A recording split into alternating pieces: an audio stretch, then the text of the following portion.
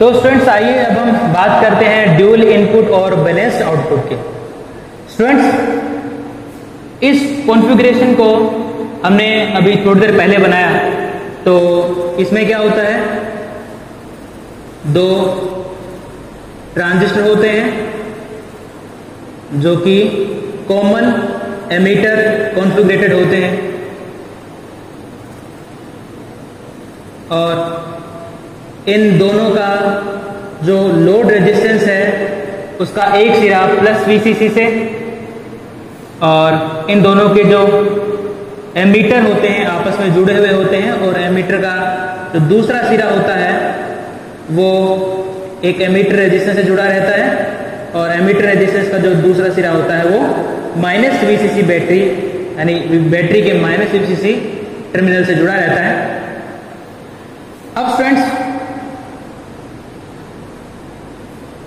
अब यदि इस ट्रांजिस्टर के बेस पर V1 वोल्टेज लगाई जाए और इसके बेस पर V2 वोल्टेज लगाई जाए तो इन दो सिरों, सिरा A और सिरा B यानी इन दो सिरों के बीच में जो वोल्टेज प्राप्त होगी वो होगी V0 equals to A V1 minus V2, यानी कि ये एम्पलीफायर इन दोनों के डिफरेंस को एम्पलीफाई करता है।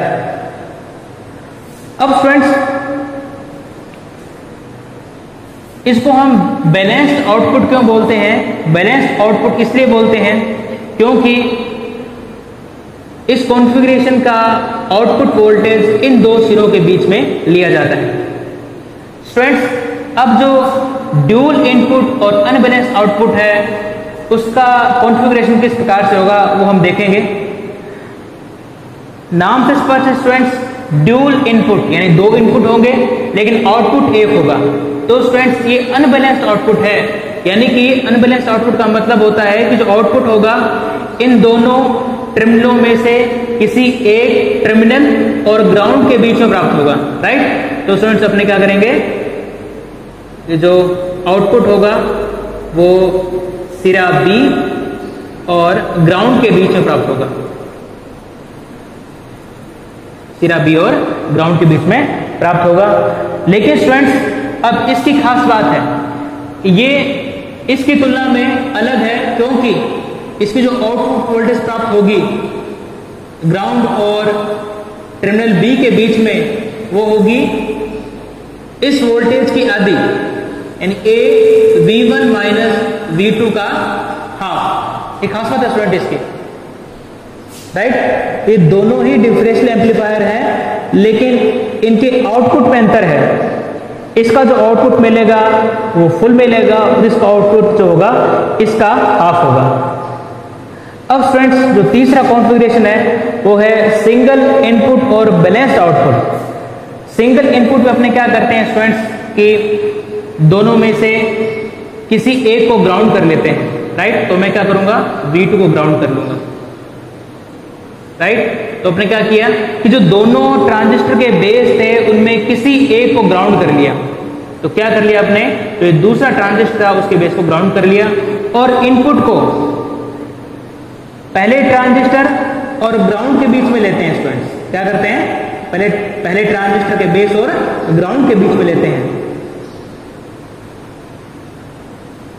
और ये बैलेंस्ड आउटपुट है। बैलेंस्ड आउटपुट का मतलब ये है कि जो आउटपुट हम लेंगे वो सिरा A, टर्मिनल A और टर्मिनल B के बीच में लेंगे, राइट स्टूडेंट्स। अब जो इसका चौथा कॉन्फ़िगरेशन है वो है सिंगल इनपुट और अनबैलेंस्ड आउटपुट। नाम से स्पष्ट है कि इनपुट सिंगल है, तो देखो हमने पहले से इसके इनपुट को सिंगल कर रखा है। और दूसरा है अनबैलेंस्ड आउटपुट। इसका मतलब ये है कि आउटपुट वोल्टेज इन दोनों सिरों में से किसी एक सिरे और ग्राउंड के बीच में प्राप्त होगा। तो जो आउटपुट होगा वो सिरा B और सिरे B और ग्राउंड के बीच में आपको आउटपुट प्राप्त होगा, राइट स्टूडेंट्स। अब स्टूडेंट्स हम ऑप एम्प की कार्यप्रणाली को, इसके मैकेनिज्म को समझेंगे और इसके मैकेनिज्म को समझने के लिए हम इसका इस्तेमाल करेंगे ड्यूल इनपुट और अनबैलेंस्ड आउटपुट इस प्रकार के कॉन्फ़िगरेशन का इस्तेमाल करेंगे।